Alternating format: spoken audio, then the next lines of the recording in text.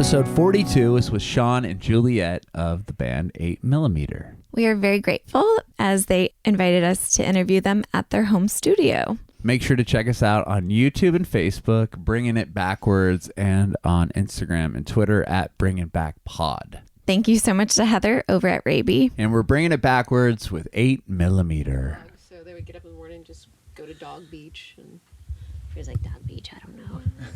Dog Beach sounds good. Jeez, that would be fun. Yeah, that's pretty good. We have some more hair color, huh? Yeah, similar, yeah. A little reddishness. All right, I think we're good. Yeah. Cool. Cool. Well, thank you guys for doing this, inviting us to your house. Like, this is really, really awesome. We appreciate it. We'll start off and just, like, how did you guys meet originally? Oh, geez. That's a story. Yeah. You want to start? That kind of starts with you there. It actually kind of starts with you. Well, it does. It does. Okay, I'll start and we'll swap off. Because, I mean, it's because we were together for 7 years before we became a band. And we met in New Orleans, which is where I'm from. Okay. And I was friends with the drummer for Nine Inch Nails at the time, Chris Frenna, and he was like, hey, come to this surprise show. And I was like, I managed restaurants. I worked like 14 hours a day. I'm like, dude, I don't know.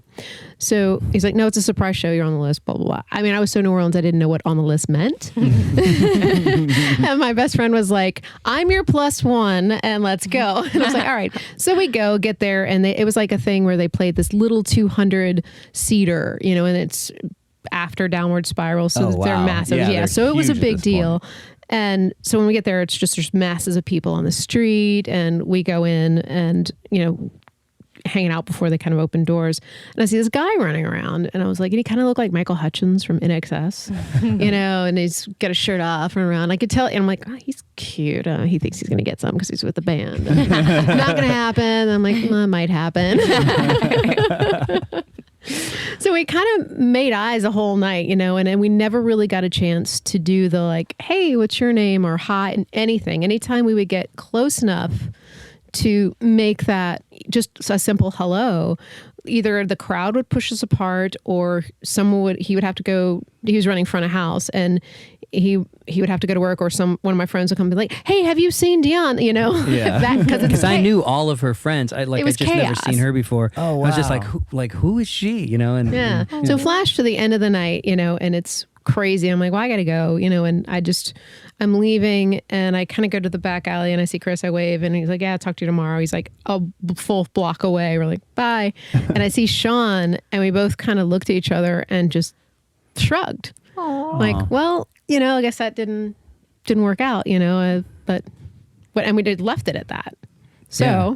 So a couple days later, we're leaving in a couple days for CMJ to do like some shows there with us. And some friends came over to my house from the guys on the tour, and they were like, hey, we're all going to, you know, down into the quarter, you know, to hang out, you know, you should come with. And I was like, I don't want to go. I'm tired. I don't want to go. And I was just all kind of depressed and stuff. So they were like, come on. They dragged me out. So we're sitting at Molly's on Decatur, which is this little bar that I love. And I'm drinking my beer, and I'm talking to him, and I'm looking out the window, and I see Juliette cross past the windows. Oh, wow. And I grabbed my beer and ran out, because you can in New Orleans. Nice. You can drink out on the streets. And she wasn't there, but one of the friends, Linda, was there, and I saw her, and I was like, hey, Linda, how's it going? And I figured Juliette would come back, and she did. She rounded the corner, and then I said, hey, you know, and we started talking, and I thought, where's the farthest away bar that we can walk to? And I'm like, hey, my friends are thinking about going to our bar. So, you know, if you'd like to come along, it'd be great, you know. And she was like, yeah, okay. And so I ran in, and I go, come on, guys, we're going to our bar. And, you know, and from then on, I think we've talked every day since. So, wow. Yeah. I think I dropped everybody off at 8 a.m. the next day. Wow. And were you on tour with Nine Inch Nails at that time, or were you? We were living in New Orleans at the time, because we had the studio in New Orleans. I had just finished mixing the Manson record, Antichrist Superstar. Oh, okay. At the time, and I was going to be going off with Manson, you know, in a few weeks, you know, doing that. So it was that you know, We had 2 weeks together, then he went on tour for 2 years. yeah, pretty much. But It you was the didn't- saddest day when she was walking out the door with like her 2 pairs of go-go boots, walking out to her. Because it was pretty like immediate, you know. And then he was like, "Do you want to move in?"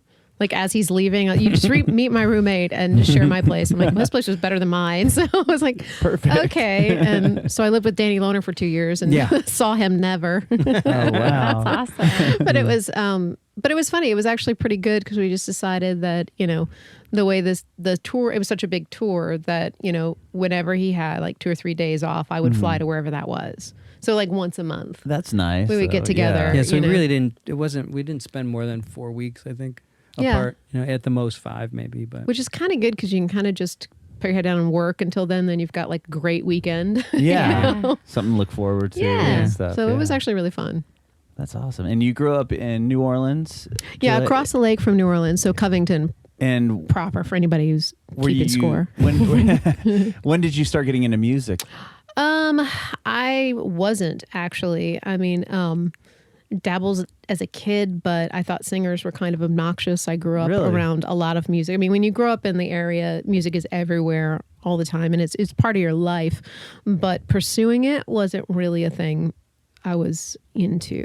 yeah, And she was managing a restaurant in town in Covington, and I came to visit her one time, and it was funny walking into the place with her, where like as soon as she walked in, everyone was just like, Juliette, Juliette, Juliette. Like how do you do this? What do you do? You know, it was like wow, she's like the total boss. You know, like Yeah. you know, it's pretty cool. Told you. And you grew up in Cleveland. Yeah. And Yeah, that's yeah. funny. My parents both grew up in Cleveland too. Oh, wow. And when my mom was pregnant with me, they moved to San Diego. Oh wow. So what Good part move. of? I was like, I know. I wish think my dad parents would would do do that. What part of Cleveland were you in? The if you don't snowy mind? part, the part where you're always shoveling snow. No, it was a west side, North Olmsted is where I'm from. Okay, yeah. I think very west side, yeah. My family's from Elyria. Elyria. Elyria, yeah. And Amherst. Yeah, Amherst that's and- west side. Yeah, it's and- far west side. And but yeah. Lorraine is Yeah, where yeah. my grandfather grew up. So Oh yeah. Yeah. well, that's not far. Yeah, that's really close to North Olmsted. North Olmsted's just closer into town, but yeah, I've heard that name. Yeah. Like being out there, my uncle, one of my uncles still is like the baseball coach for Elyria Yeah. Catholic High School. Yeah. And like he'll bring that in, like, oh, we're playing, North Olmsted. And I'm like, or he'll say these towns, and I'm like, oh, I don't know where that is, but Yeah, I heard the name. yeah, that's very west side. You know, it's all the like kind of the middle class. You know, Yeah. kind of part of town, whatever. So your dad saved you from shoveling a lot of snow. He did. Yeah, He he did. did. I mean, we'd go back there once a year, or sometimes twice a year, but usually like once a year, usually in the summertime, Mm-hmm. and go to like Cedar Point and, Oh, and yeah, stuff the like that, greatest. and go on Lake Erie. A couple of my uncles had boats and Yeah, yeah, yeah. fishing. South for, Bass like, Island Yeah, and, for yeah. like what are the fish and the people? Pike or No, Yeah. perch. perch. Yeah. Perch gets good tasting fish. Yeah, it's great. Yeah. So yeah, we do that whole thing, but we come back in Christmas time sometimes, and it, Yeah. to experience It's always the snow. beautiful. Yeah, like that's the thing. Going for Christmas is amazing because it's like it kind of always snows on Christmas Day, and it's kind of perfect. you know what I Yeah, mean? Like, it really is. And then Yeah. my parents always were like, "Yeah, I'm glad we're not, we don't have 3 more months of this." It's like- yeah. As long as you can leave it and you're like, oh, Christmas, bye. Yeah. Then it's Yeah, good. I did But 2 years of college at Cleveland State University, and it's right on the lake in Cleveland, and literally it snows sideways. You know what I mean? my Like gosh. it's just the Like- wind blows right in your face and sleet, and Yeah, because it blows off the lake, right? Yeah. That's kind of how Oh. it forms, and Yeah. like the lake will freeze. Like it's pretty crazy. It's hardcore. Like it's ugh. And how did you start getting into music then? I started as a little kid. I remember probably around maybe 8 or 9 years old. I would listen to this little AM radio I had, and I found a little tape recorder in my parents' like a hutch that was down the basement. It's this little woolen sack, reel to reel, and I just started recording songs off the radio. Oh, awesome. And and so I started paying attention to music, and I started getting into producers, and like bands, finding out, because of course the Beatles were big, and everyone talked about George Martin, and, Sure. and I became a big Alice Cooper fan. The first record I ever bought was Dark Side of the Moon. Oh wow. You know what I mean? And I learned the bass part, so the first song I ever learned was in 7/8. Yeah, of course. But it's like that thing of, I just became obsessed with it. You know what I mean? So it literally has been like since I was like 9 years old, like being a producer and, was the goal. Sure. And there was always a thing of then how do you get there? And part of the path I seem to relate to the most was like Bob Ezrin's path, the producer for The Wall and Alice Cooper. Oh, okay, yeah, He's like a really good musician who helped other musicians do his thing, And at the same time, I was a big Todd Rundgren fan, and that's what Todd Rundgren did. So I was just like, I'm going to do it that way. I'm going to become a musician. I'm going to play with people and help other musicians, make their music and stuff. So you And wanted literally from 9 years old. Yeah. So you didn't want to actually like write the songs, be in the band. You Oh wanted yeah, to, no, but- I wanted to do all that, but I just wanted to make music. You know what I mean? Okay. So it's like I wrote my own songs. I Uh-huh. did all the things that you would do as a musician. It was kind of like the Todd Rundgren career path, where you write your own songs, you do your own stuff, and you also Help work with out all other kinds people. of bands. And it's not like I want to help out with other bands just to get myself up there or whatever. The goal was always to work on records, to Sure. produce records, to mix them, I love sounds, I love all that stuff. It was more, and I love performing too, but it was not necessarily so I'd be a superstar. It was more so I could make music. Yeah. You know what I mean? Like that's all I really care about. Like, To be fair, my older brother did prepare me for living with an engineer. Okay. Because my brother is 10 years older than me, and he ran like front of house for local bands. So, wow. So when I was like 5 or 6, and he, it was the 80s, so he had set up the hi-fi in the living room with like the giant speakers. So he was like, if you're going to touch this, and you are, I had to learn how to set it up, where the wires went, how to do it, and how to set the EQ, because he'd come in and get mags. It was different, because we'd play with it. And so it's like there was a lot of that I was like, I was prepared for someone as persnickety. I really owe him because he But really honestly, trained like we her spent a lot of for time me. listening to records, and So so we spent a lot of time listening to music and that kind of thing, and listening to stuff. But I'm sure that, obviously that had to help. Oh, God, with yeah. Nowadays, having the ear for it and knowing what to listen for.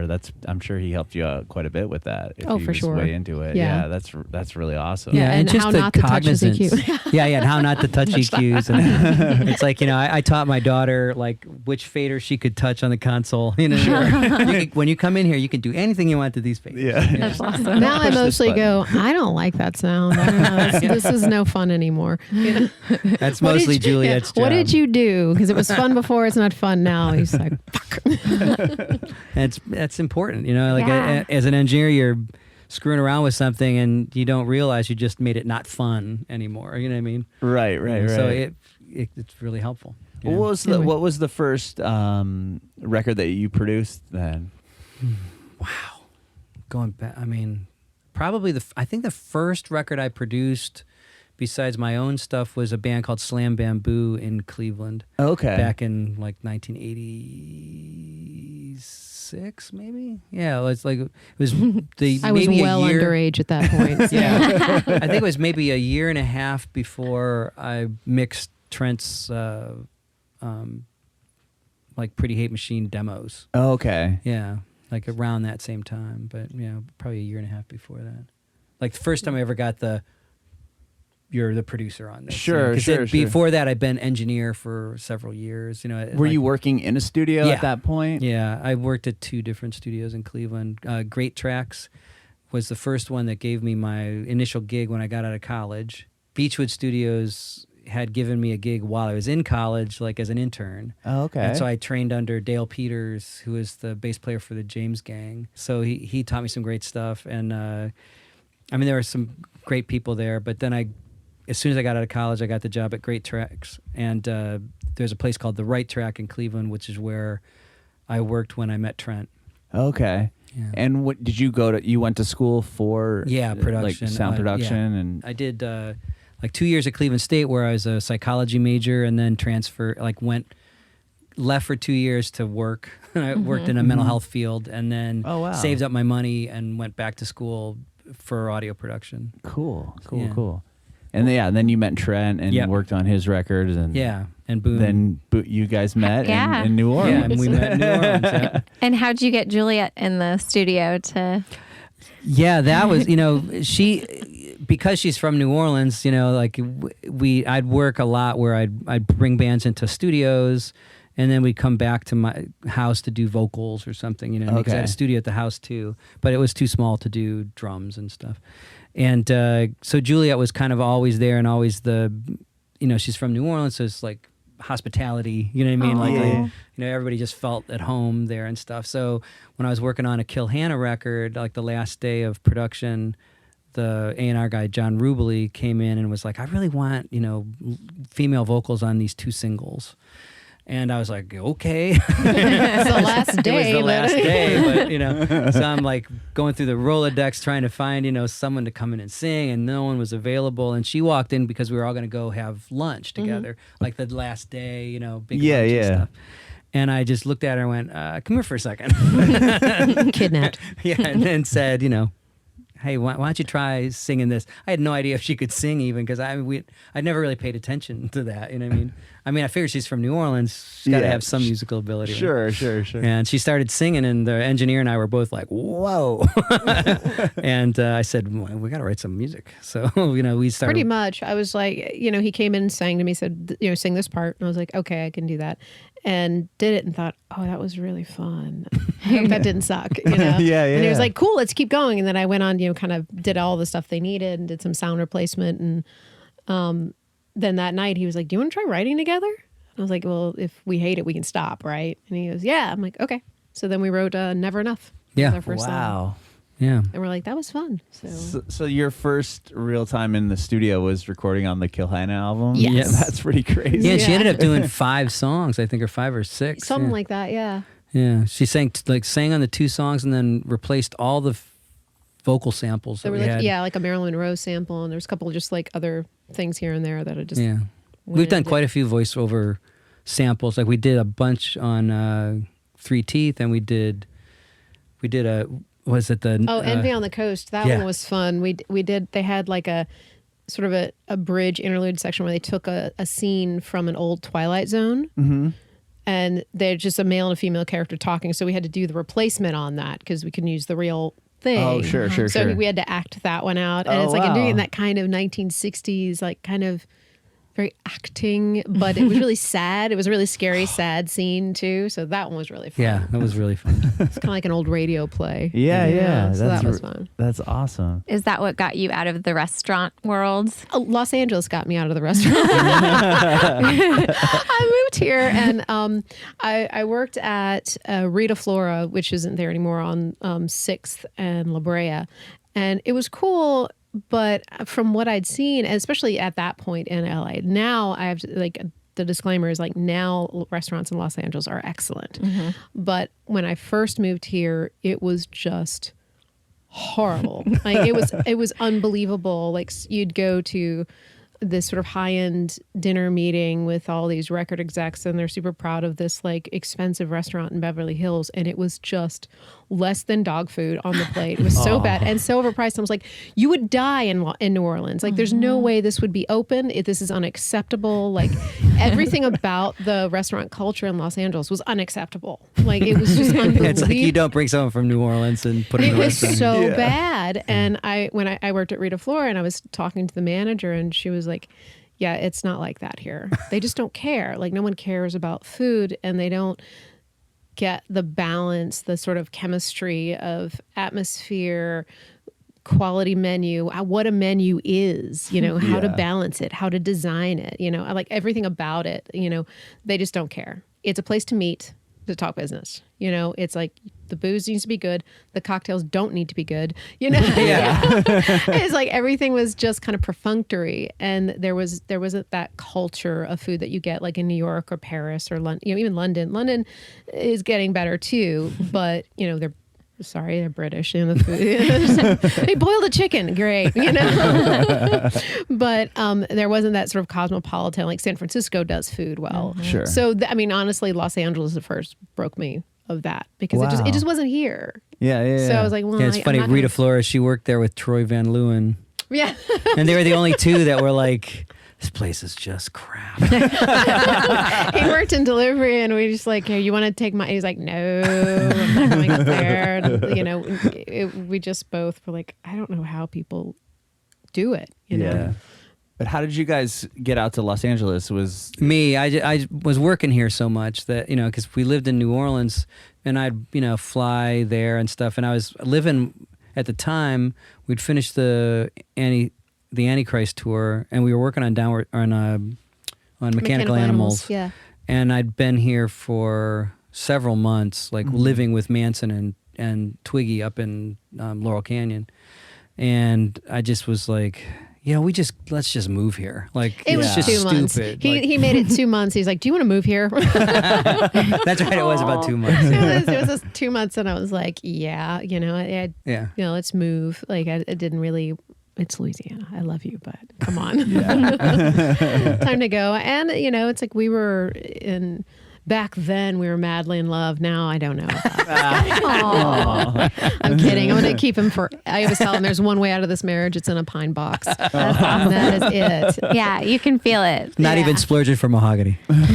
just fine. It's just worm food. Come on. I'm not doing it. I'll get you a nice urn. Yeah, that's all I Carry need. around and be a creepy old lady. Exactly. Carrying like the ashes around. It'll be nice. You can have one of those. I'm planning all my weird old lady quirks, So that could be one. I could put you in like this weird big purse. Exactly. Carry you around. Talk to it. Yeah, it's true. Oh, Grandma's in a cardboard box in the closet. Oh, that's a true real. story. I didn't do it. My mom did it. My daughter and when my mom was moving, I think it was after Katrina, and my daughter and nephew were there kind of helping as much as they help at 10 years old. And they're going through stuff, and they've see a box in my mother's closet. And my mom's a nurse. She's very pragmatic and practical, and there's not much to do about anything.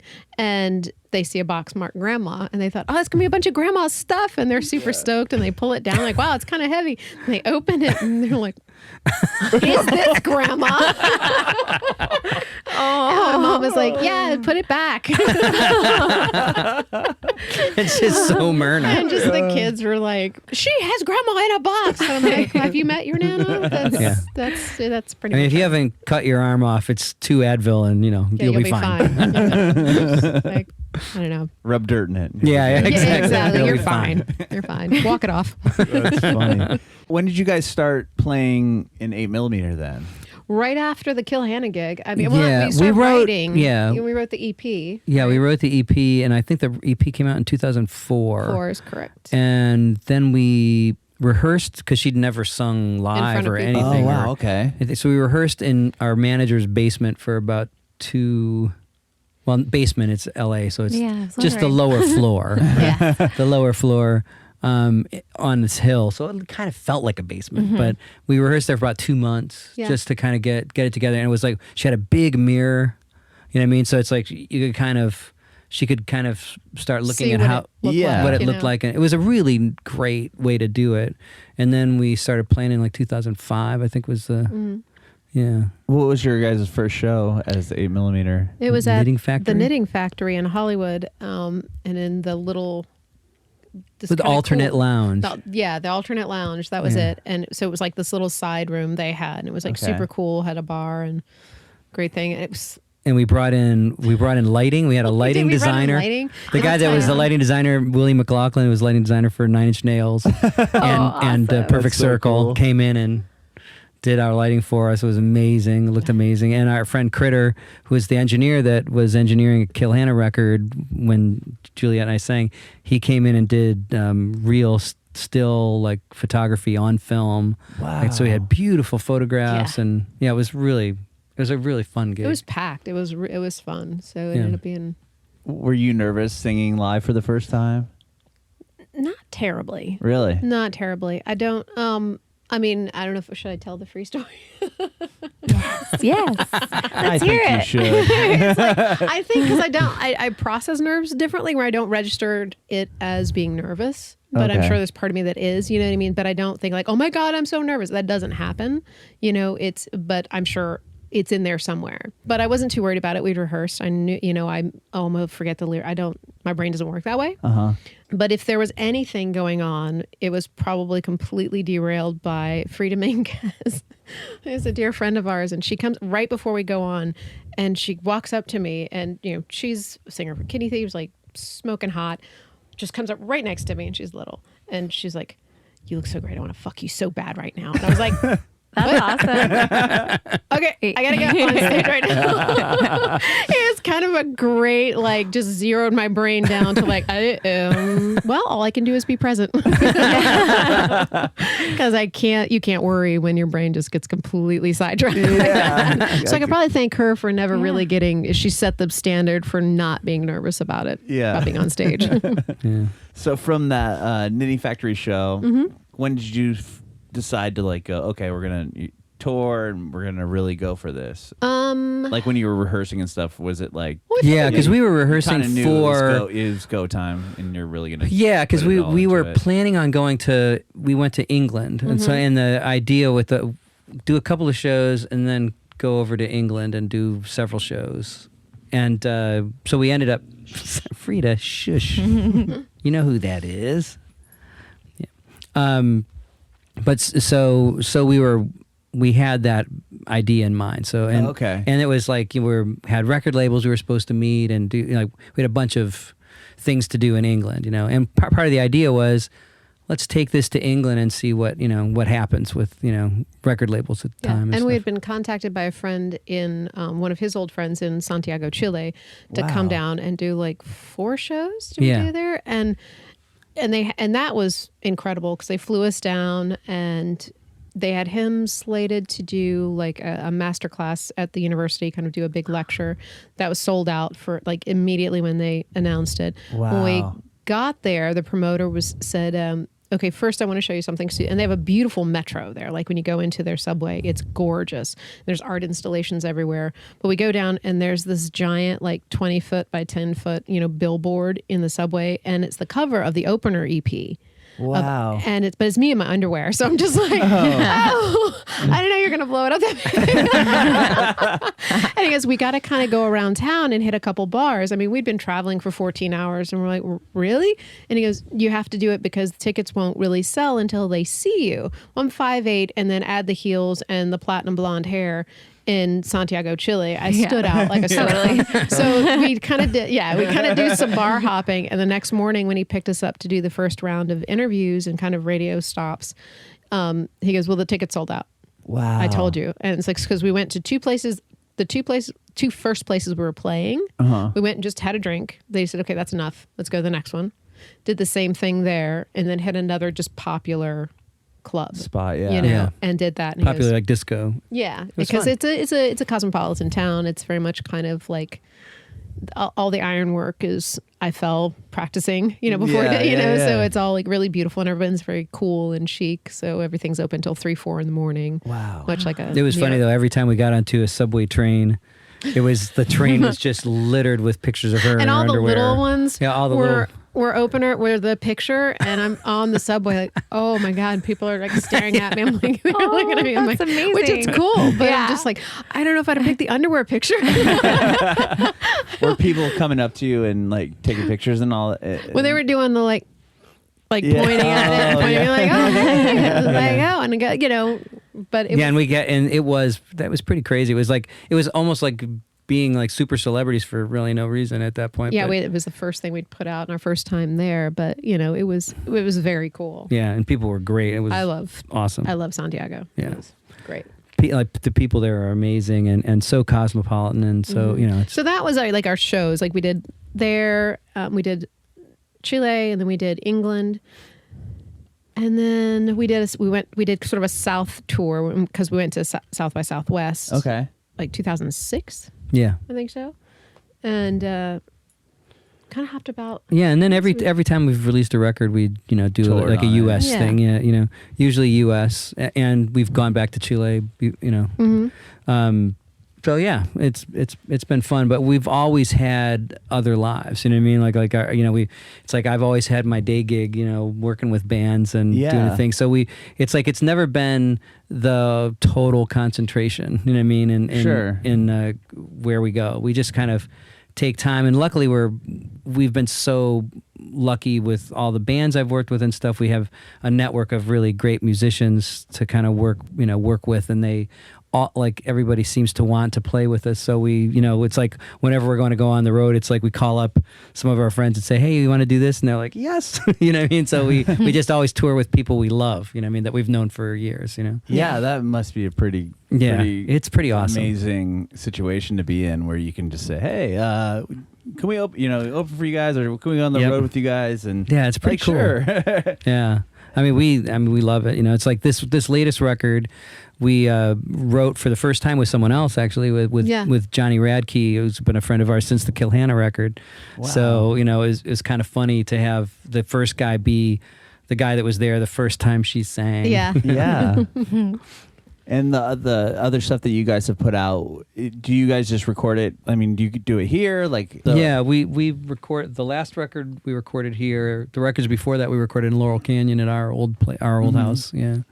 So you can just kind of hit the studio whenever you want, and then that's what it sounds like in theory, but it's like I'm always in between. The working on really like this EP happened because we've been trying to do it for like 2 years. It's like it just takes us forever to, and we're like trying to get it done, but there were so many things happening. So we ended up. I was gonna work on the Three Teeth record that just came out, or comes out in July, but they're releasing singles for it now.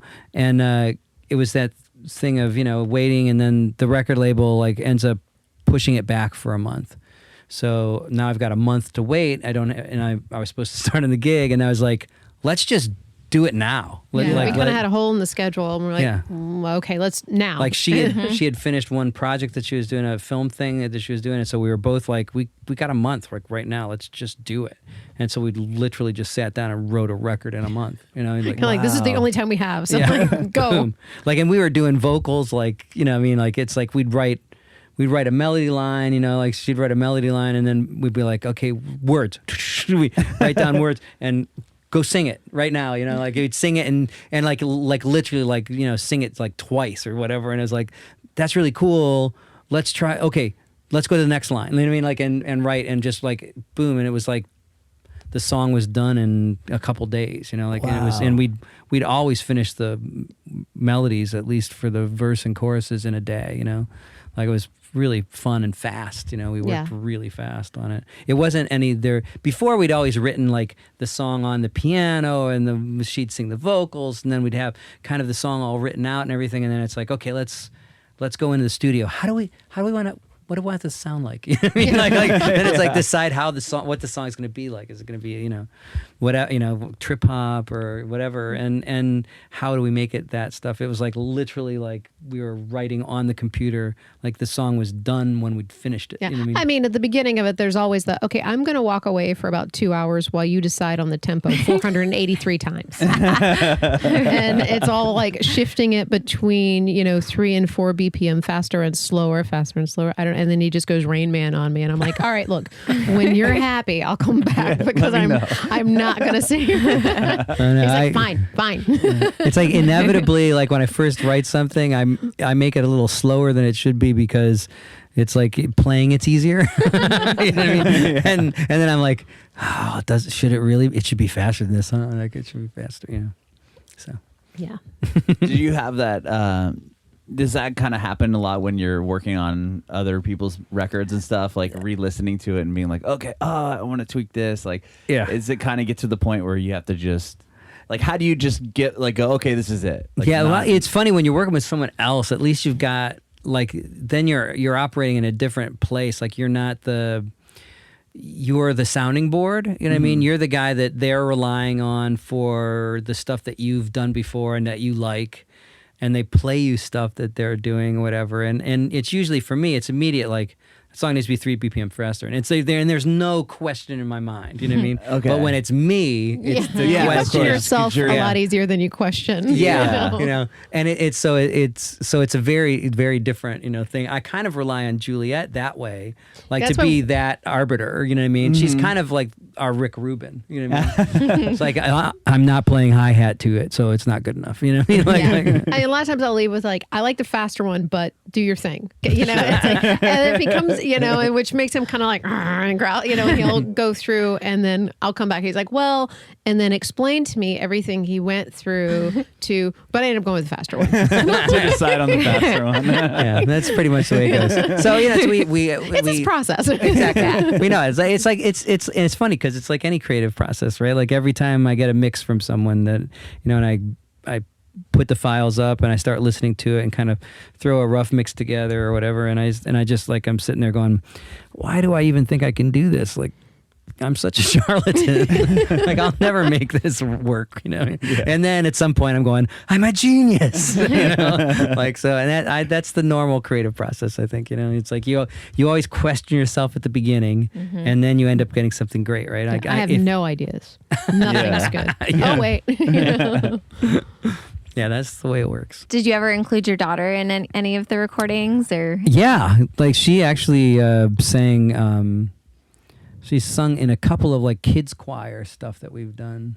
That was for Danny, actually. Yeah, like Danny Lohner would do remixes, and he needed like gang kid vocals, and we were his only friend with children. And so he'd wrangle all these He was kids like, together. Juliette, can you get girls? I need teenage girl voices. And I was Yeah, like, but we did that with Unwritten Law, and we did it. Oh, that's true. She did. Oh, the yeah. I did it for. She did it on Fight Song. Oh, yeah. wow. So Yeah, she's yeah. on that. That's the only one I could think of. Yeah, and Who else? there was a POD remix that we did. That's true. Yeah. She's on that. Yeah.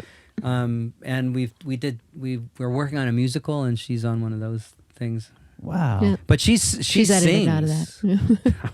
She sings. So, but it's that thing of she's always kind of talked to me about it, but she's never like really asked me to do something with her or whatever. She's always just asked for advice, and I've always given her the advice, which is go to Guitar Center and pull a thing off the wall and say like, I want to sing for your band, Yeah. Like, if you want to do it, you'll do it. You know what I mean? But she's always been more of a visual artist. Okay. Yeah. That's always been her main concentration is like kind drawing. of fine art drawing. Yeah. Oh, wow. And so, that's so I have never really pushed her that much in music. She did take violin lessons for a while, and she took piano lessons for a while, and she was actually really good at piano. Like she has a musical.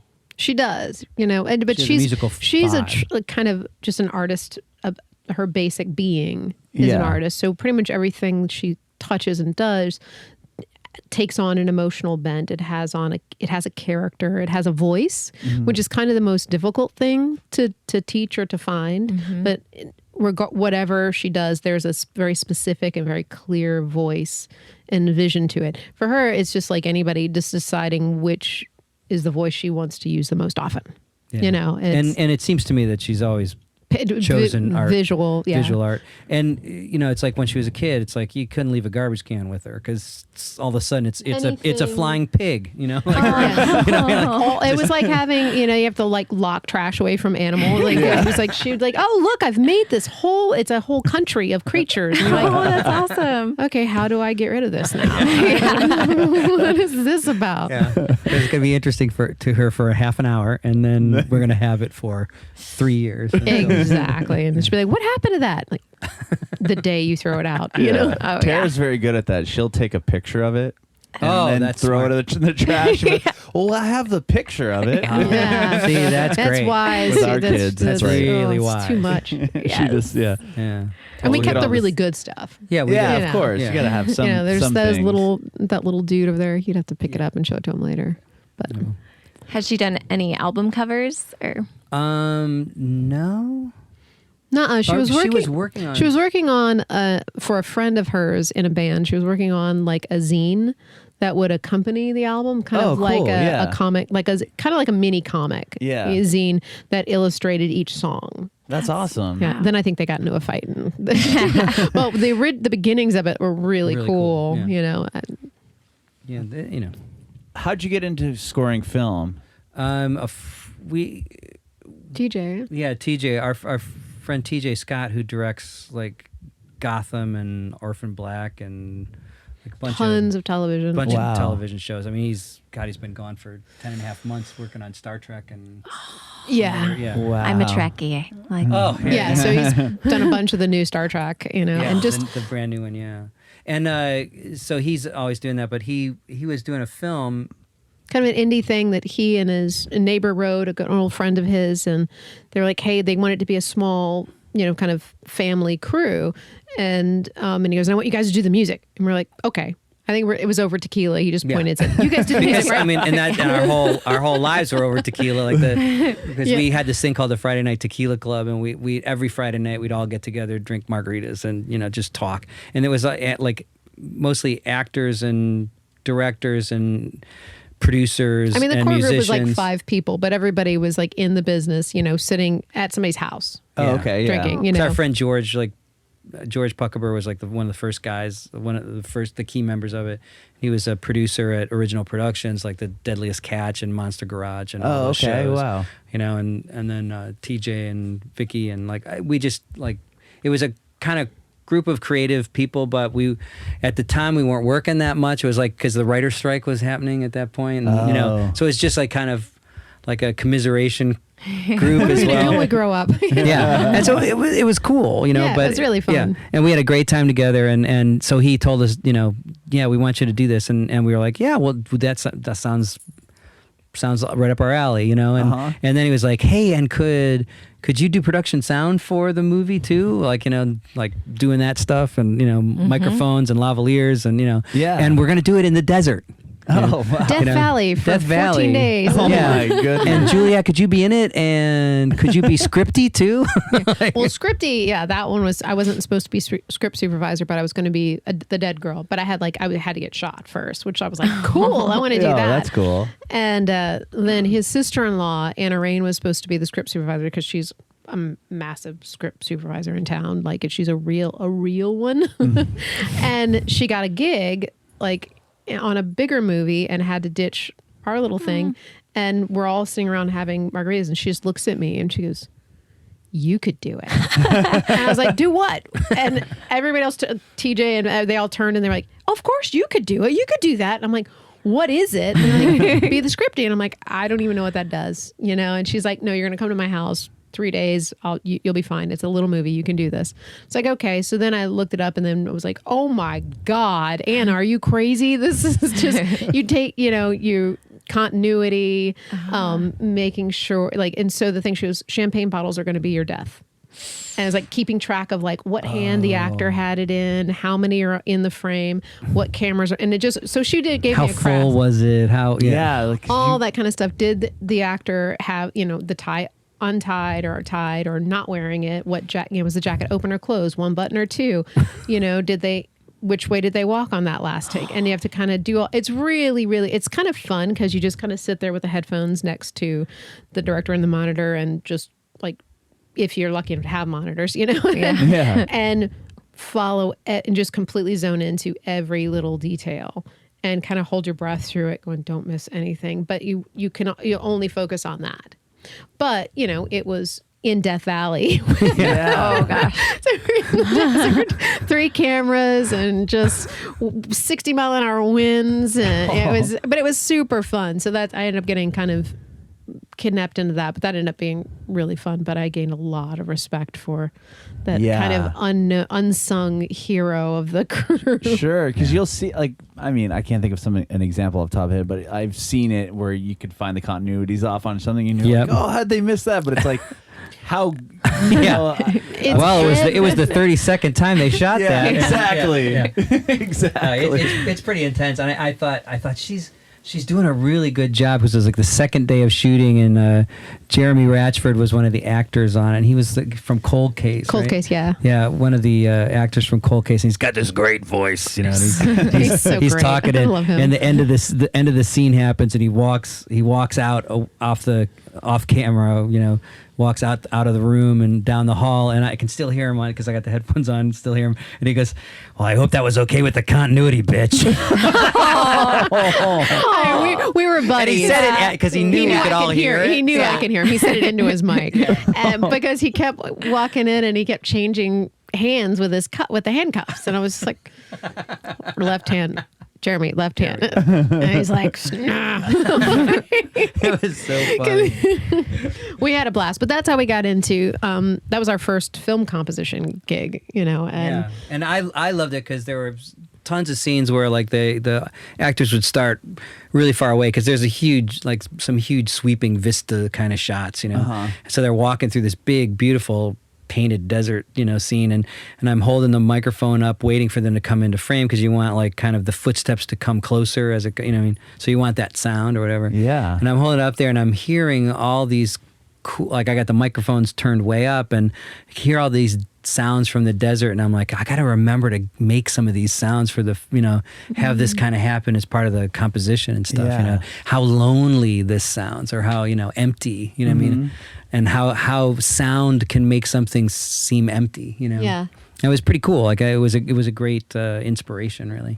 Yeah, if you watch, it's really interesting the sound design aspect of watching film or TV and stuff, because like the sound effects, like everything makes such a difference. Like if you just watch the raw footage or just the scene without it, it's like, wow. Yeah. It's like the steps of somebody and like the way that you can make it look like or sound like they're walking towards you, and like just the whole thing. And the so philosophies of it too. It's like, you can describe a scene where, everything that happens in the scene you make a sound for so that everything's there, or you can make it more metaphorical, like a John Wick where he's walking down a hallway and you don't really hear anything except for maybe music, and then like he pulls a coin out and sticks it in a slot, and that's the only sound you hear. Yeah. You know what I mean? He opens something up, but you only hear it when he closes it. It's like because it's speaking to what his mind is doing. What I mean? And that's an amazing thing. It's why they call it sound design, right? Not just sound. It's Sure. Yeah, and it's really interesting once you start watching different directors, because like the director's the arbiter of what happens, like of the creative vision,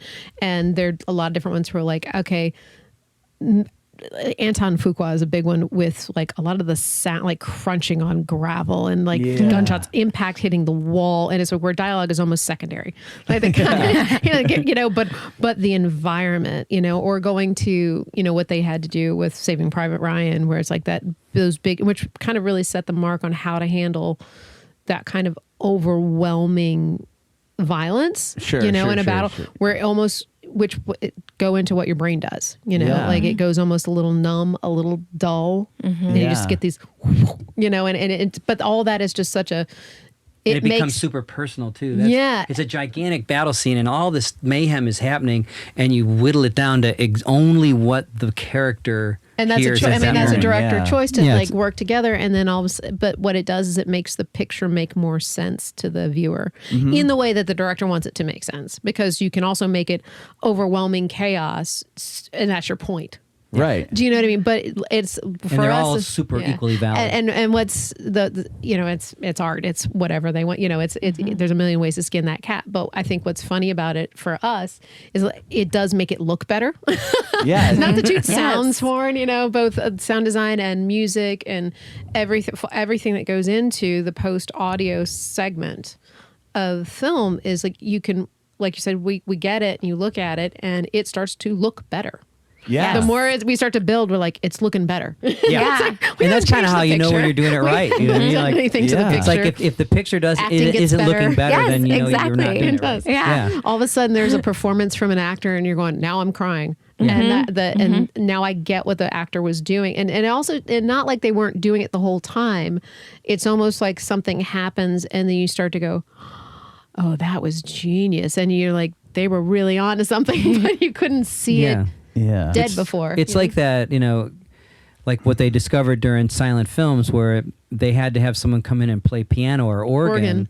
Because people when they're looking at something without any sound, they don't know how to feel about it. It's like, just showing a person walking down a hallway with no sound, not even footsteps, with nothing. but with a tremolo string. Or somebody Yeah. like, Oh my God, I'm scared. Yes. Yeah. Just give them context. But it's crazy. There was a thing a few years ago that Netflix found that, if you're doing an independent film, say if you're going to go shoot something in your garage and you're going to do it on your iPhone, that doesn't matter. That actually doesn't affect you as much if your sound is horrible. People will only watch about 3 minutes of a movie. Yeah. And it's like, and there's, some films like where they spent all this time and money on like, they just blew their little indie budget on, crazy special effects or doing something like getting spending all this money on stuff that it's in the frame. Right. And then completely went, I got $5 for post audio. Yeah. And it shows. And, Sure. that the dialogue is bad. And then they just found that like generally people will watch an awful movie with decent sound to the end and they go, oh, well, I didn't like that. But they will not sit through something and they don't even know what, like probably not realizing that that's why. Yeah. But they've linked it to when the audio's bad or cheap, then you can't focus. It takes you out of it. It makes total sense though. If you're watching something Right? and the sound is awful, you're like, oh, I can't look Yeah, at I it. can't do You can't, it. Yeah. you can't, your brain can't. It's No, it's just funny, a and you don't human even have to thing. be like an audio person. No, like, you can that's just know that the sound me, I always sucks. thought it was me. It's like oh, the audio is terrible. It's actually just a human reaction. Yeah. It's just part of the alchemy of making a film or making anything in the visual medium is something's off. So the mix is sour. Yeah, and and your that's brain also- just goes, I can't do this. That's also psychologically like how humans feel intimacy and stuff. Like the sound is really important. That's why there's like huge, like among deaf people, they're very promiscuous Ooh. because to feel intimacy, you have to use touch. Then you know what I mean? Because you don't get it from seeing things. You know what I mean? You have to touch or you hear each other. You know what I mean? It's like And then speaking to sound design on that effect, Marlee Matlin was in that show, The Magicians, which I actually love because I like magical stuff and whatever. And I think it's well done. And she shows up as sort of an ancillary character and it recurs every so often. And then one of the ones they did last seasons where she kind of has a more prominent scenes, like longer scenes, when you're in her perspective, they cut all the sound. Oh. Completely. You hear nothing. And then you just have to, you're in her perspective. So they just go completely dead silent.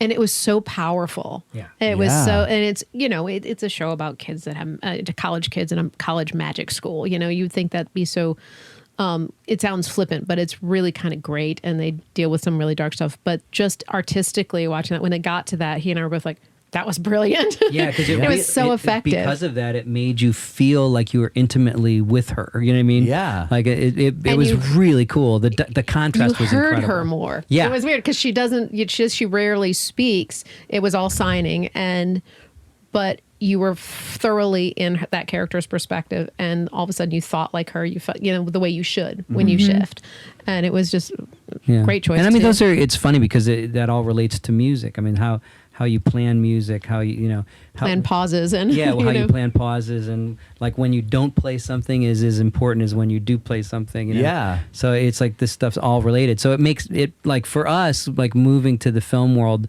just made total sense. It's like we are already there. I mean, especially like when Juliette started writing lyrics for us, like she always would tell me the story, like the movie that this song was, you know what I mean? Right. She always had this whole movie in her head, and so it's like that. Just that, and when people would listen to our stuff and they'd say, "Your songs are so cinematic and stuff," and it's like, yeah, well, Juliette always starts out with okay, so here's what's going on in the movie, and Yeah, it's really painting the picture. yeah, Yeah. they're Like, always scenes. Yeah. yeah, everything's a scene, yeah. Yeah.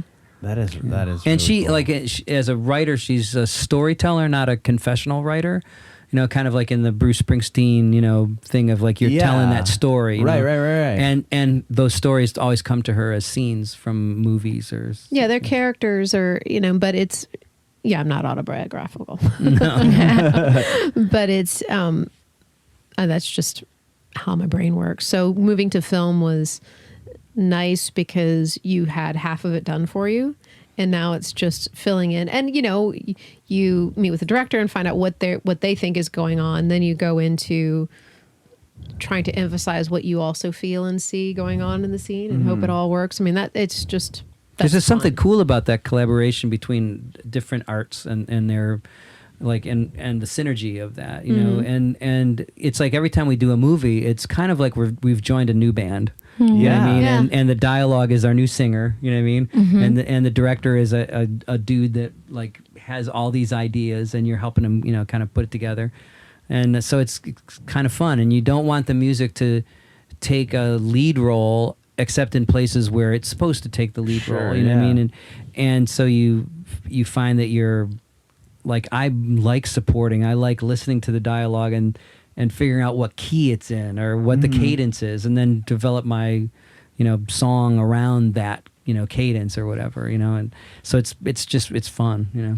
Yeah, whole new collaborations. I think, you know, the score of a film can like totally change. Like you listen to it and you're like, wow, that made the movie so much better. And like the example I can think of off the top of my head, it would be like The Social Network, like what Trent Reznor did and Atticus Ross did. Like the way that he wrote those songs that fit the film, like it's perfect. If he did something different, I don't think the movie would have been the same. No, you know what I mean? there's kind of a genius to that. Like I've loved Atticus's Book of Eli. Book of Eli, Yeah. Like, and the way musically, the way he described the emptiness of the desert, or the, you know what I mean, like it was just kind of incredible, like the way those things worked, you know, and kind of like the roiling power behind Yeah, it. because there's not a lot of dialogue in that movie, so there's a lot to carry in the score, the music, itself. And he didn't The do it sound by design. making a bunch of notes in space, you know. It's like he created all these environments and atmospheres that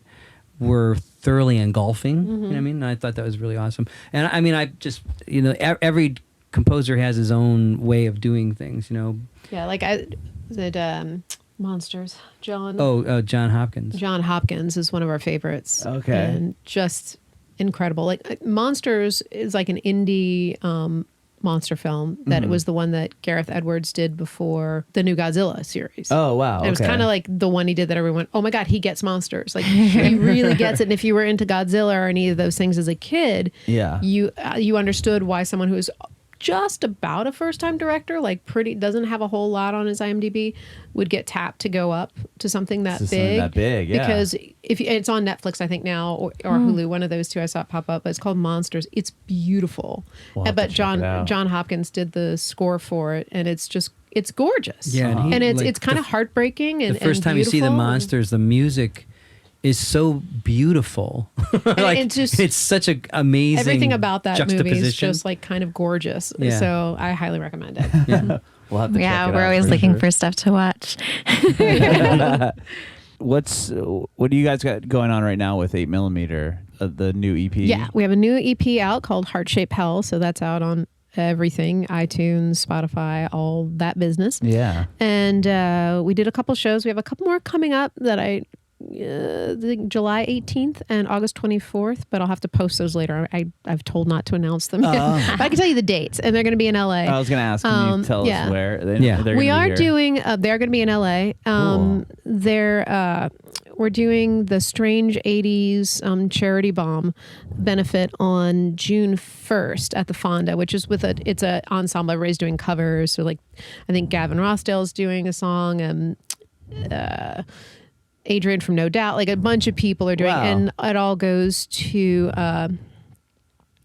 was it 320 for Change? It's the Chester Bennington's wife, her charity. Yeah. So kind of change the way we talk about mental health. So we're doing that on June 1st. So that's really cool. yeah, that one's going to be really fun. We're doing Voices Carry. Yeah, Voices So Carry exciting. and Cities and Dust. I think we're going to do. Nice. Yeah, so it'll be fun, and it's just a big party for a really good cause. So that's going to be just all covers? Like everyone's going to do covers? Yeah, everybody does it kind of from the 80s. Oh, yeah. So you got Susie and the Banshee. Yeah. That's awesome. Sounds amazing. And we're hoping to get out on the road for a larger U.S. thing sometime in the summer. Just getting our schedules together. Yeah. That's awesome. And we have one more question for you guys. Yes. I want to hear from both of you guys differently, I guess. Do you have any advice for aspiring artists? No. No, that's To me, it's kind of like, you know, you can look at the current scenario and think it's pretty daunting, you know. Because, you know, it's like music, there's no record sales really anymore. There's, you know, all these kind of things. But the one thing you've got is there's kind of only a reason to do what you want to do. You know what I mean? And there are so few arbiters between you and releasing what you know, what you're making. You know, in the old days, there was always at least, you know, 55-year-old men in between you and what you did, you know. And now, like, you know, it's like, it's really not, you know, anybody that has a Mac with a garage band can make a professional sounding record, you know what I mean? Yeah. As long as they work hard enough to become good at what they're doing. Sure. So it's like the sky's the limit, you know what I mean? You can write a song in your bedroom and have it be all over the world and have it make a super impact on people, you know? So it's like there's never been a better time to be an artist, you know what I mean? There's never been a better time to do it. I just think that as an artist now, it's like you can't be satisfied with just knowing how to play guitar, you know what I mean? Or just knowing how to play piano or just singing, or it's like you kind of got to learn to do everything, you know, because there's so... And it's like, why not? You know what I mean? Like, you know, it's like, why only learn to draw when you can draw and paint and, you know, what, you know, it's like all those things, but it's so important to do, you know, to learn all of it, you know, to be able to make your point, you know, and it's never been easier, you know what I mean? You know, it doesn't cost $250,000 to make a great record. Sure. You know? Yeah. You know what I mean? Yeah. Just do it at your house. Yeah. I mean, for the most part. Yeah. And it all, it's just all on how willing you are to work it. You know? That's definitely, I think, the key, you know? Yeah, I think I would just add, kind of agree and add to that. It's the best time in that you can find, no matter what your talent is, you can find a way to convey it to someone else, whether it's opening your laptop and making YouTube video and playing guitar and singing, you know, you can sort of get out there, maybe connect with someone who has this, a complementary skill. If you're looking to form a band and you're in a place where it doesn't have, like we're in LA or San Diego, you can go to Guitar Center and there's a bunch of people looking to form a band. Where there's a will, there's a way. Honestly, it's more true now than ever. But it does boil down to how willing are you to put in the time and have people say, I don't like it. Yeah. And say, no, it's like a lot of being an artist is working through the suck. And you will suck, you know, and there are going to be days where you suck a lot and days when you're like, well, that was really good. And people go, hey, I kind of liked that. But the majority of it is getting through your doubts, everyone else's doubts. And that's hard and it can be painful. And if you can muscle through that, just keep going, because the avenues are out there to try to reach, hopefully, your audience, your eyes and ears that can relate to you. And that's really all you can ask for. So put on your thick skin and go. Yeah, that working through the suck is the big one, because it doesn't matter how many successes you've had, how great people tell you are. It's like every single time you sit down to work on a song, you know, the first bit of it is always, oh my God, this sucks. And it sucks until you make it good. You know what I mean? And everyone, no matter what stage of their career they're in, is afraid that, like, oh my God, that's the last cool thing I'm going to do. You know, and when they start again, it's like, I don't know how to do any of this until you work through that, what our brains do to ourselves, what our insecurities do to us. You know, you have to push through it and try to, because you can't ever get to the other side. You have to write the bad song to get to the good song. Like Paul McCartney is like, I write 99 terrible songs to get to the 100th good one. You know, when Paul McCartney says, says you've got to write, you know, a ton of bad songs to get to the one good song. That's Paul McCartney. Then who are you? Right. Don't be upset because you wrote a bad, you know, script, or you wrote a bad song, you know, that you're like, God, that's terrible. I'm so embarrassed. So what? Keep going. Yeah. And it's like, you know, you're never going to write a great script that's going to move the world, you know, until you at least write something. You know what I mean? Because if you Yeah. write something and it's bad, you can work on it until it's good. If you know it's bad, that's half the battle. Yeah. Yeah, I mean it's a huge deal. I mean most songs like literally come up with like you come up with a thing that you go like that's pretty good. You know what I mean? And then you start working on it to make it into a whole song. And it's like, how am I going to make this? Yeah. How can I not ruin what I liked about that? But Yeah. And eventually you come up with something that you like, hopefully. You know what I mean? And if you don't, it's like, well, start again, do something else. You know? Yeah, I mean that's the other thing about digital. It's digital. It's not like we have film or tape. Yeah. That's the other thing. You have a million tries. Delete. Yeah. Or like throw it in the cloud and forget about it. And, you might turn around in a year and go, wait a minute, I know what that does now. True. But yeah, so that's mine. Push through the suck and just do it.